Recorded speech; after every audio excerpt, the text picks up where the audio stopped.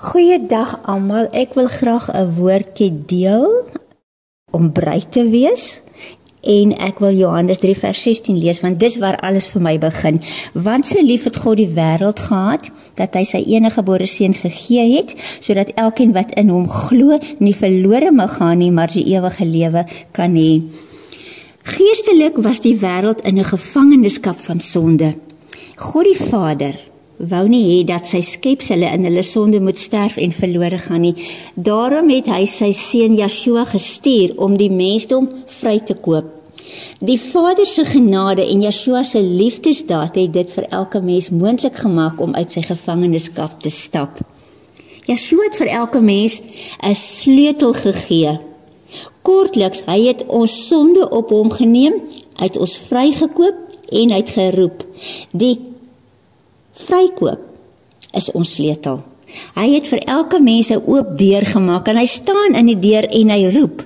Maar net die wat in hom glo, net die wat antwoord op sy roepstem, net hulle kry vryspraak. En hulle kies hy om sy kinders te word. Hy roep elke dag mense om uit hulle sonde te stap. Hy gee elke dag vir almal 'n kans, maar te veel vat dit nie.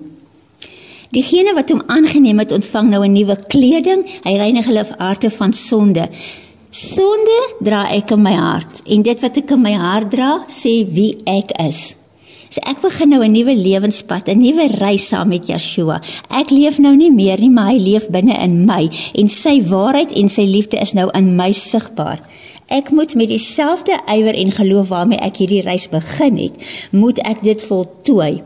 Ek is nou deel van Yeshua se familie. Ek volg hom woord vir woord en tree vir tree en leef in volkomme gehoorsaamheid aan hom. En dit wys dat ek aan hom behoort. Ek weerkaats nou sy beeld. Ek leef nou in geloof en nou moet ek geestelik groei tot volwassenheid. Ek kan nou vergelyk word met 'n baba. Eers moet hy kruip, dan moet hy loop. En sy bene moet sterk word sodat hy nie kan val nie.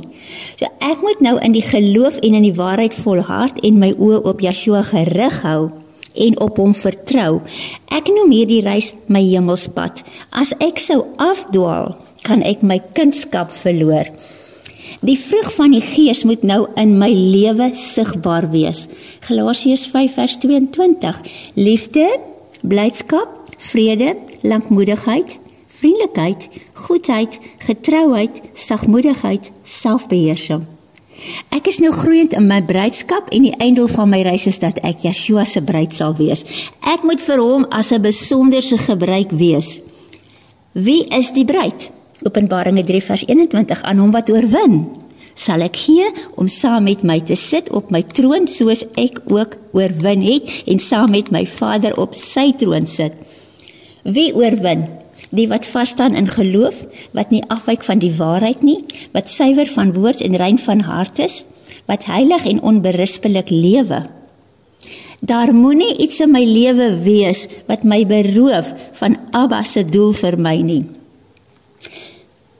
Ek wil graag iets sê oor wat op my hart lê en ek sien dit in die kerk en ek weet waarvan ek praat. Baie mense sien nie dit wat hulle doen as sonde nie en hierdie twee dinge is skinder en jaloesie. Baie mense regverdig dit.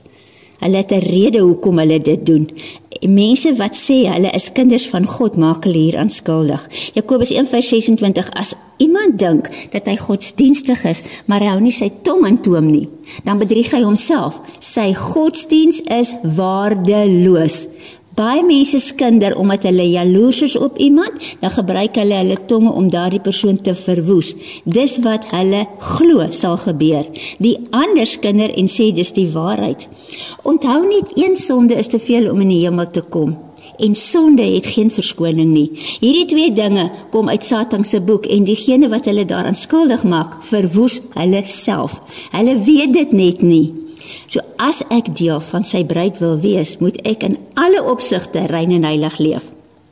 Ek sluit af. Hy sal kom op die wolke, dis verseker.